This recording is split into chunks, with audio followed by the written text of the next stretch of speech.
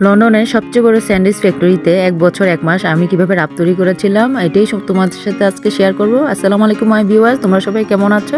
আল্লাহর রহমতে আমিও ভালো আছি। তো চলো দেখাচ্ছি কিভাবে আমরা রাপ ফোল্ডিং করি সঠিকভাবে, রাপ ফোল্ডিং পদ্ধতি। সেজন্য লাগবে 300 গ্রাম বোনলেস চিকেন। সেগুলোকে লম্বা লম্বি করে জুলিয়ান আকারে কেটে নিতে হবে, হাড় বের করে নিতে হবে। তো আজকে যে রাপটা আমি তৈরি করব সেটা হচ্ছে চিকেন ফাজিতা রাপ। সেখানে কিন্তু বিভিন্ন ধরনের রাপ তৈরি করেছিলাম আমরা, শত ধরনের রাপ। টেস্কো, সেসবেরি, আজদা যখন লন্ডনের সবচেয়ে বড় সুপার স্টলে আমাদের রাপগুলো দেখি আসলে খুবই কিন্তু ভালো লাগে। তো আজকে রাপটার নাম হবে চিকেন ফাজিতা রাপ। এখানে 300 গ্রাম চিকেনের মধ্যে আমি স্বাদ মতো লবণ, half teaspoon garlic paste, half teaspoon ginger paste, red chilli powder, আদা রসুন এবং লাল মরিচ গুঁড়ো আর নিয়েছি চিকেন ফাজিতা মশলা হাফ টি স্পুন। আর নিয়ে নিব 2 tablespoon yogurt, 2 tablespoon দই নিয়ে খুব ভালোভাবে মাখিয়ে নিতে হবে। মাখিয়ে পারলে আপনারা ম্যারিনেট করে নেবেন, না ম্যারিনেট না হলেও কোনো সমস্যা নেই, ম্যারিনেট হলে সেটা খুবই ভালো হয়। ফ্যাক্টরিতে চিকেনগুলো কিন্তু ভাজা তৈরি করে আসতো, আমরা শুধু ঢালতাম আর শুধু ফোল্ডিং করতাম আর প্যাকেট করতাম। তো এখানে সবচেয়ে ইম্পর্টেন্ট যেটা সেটা হচ্ছে আমার স্টাচ লাগবে। তো আমি এখানে সাগুদানা জাল দিয়ে ঘন করে স্টাচ তৈরি করে নিব। এটা রাপ ফোল্ডিংয়ের কাজে খুবই উপকার আসবে। সে কিচেন থেকে আমাদের স্টাচ তৈরি করে আসতো। এখানে নিয়ে নিলাম 1 টেবিল স্পুন ফ্লাওয়ার আর হাফ টেবিল স্পুন নিয়ে নিলাম কর্নফ্লাওয়ার। একসাথে আমি এগুলো কোট করে নিলাম। চিকেনগুলো খুব ভালোভাবে কর্নফ্লাওয়ার আর ময়দার মধ্যে খুব ভালোভাবে মাখিয়ে কোট করে এগুলো খুব ভালোভাবে ফ্রাই করে নিতে হবে।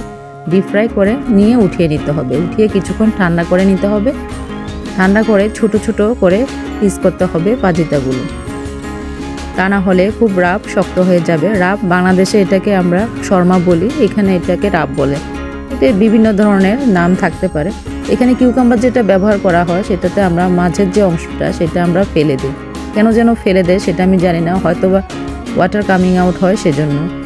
তো সেটা ফেলে দেয়, ফেলে তারা এইভাবে ছোট ছোট করে টুকরা করে। এখানে বিভিন্ন ধরনের সালাদ ব্যবহার করে, যে একই ধরনের সালাদ যে ব্যবহার করবে তা না, বিভিন্ন ধরনের তারা সালাদ ব্যবহার করে।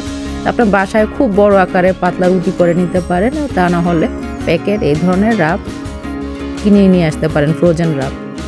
তো প্রথমে আমি যে কাজটা করব সেটাতে আমি খুব ভালোভাবে স্টাচ খুব চাঁদের আকারে আমি স্প্রে করে নিলাম। তারপরে দিয়ে দিলাম বাটার, তারপরে হচ্ছে টমেটো কেচাপ।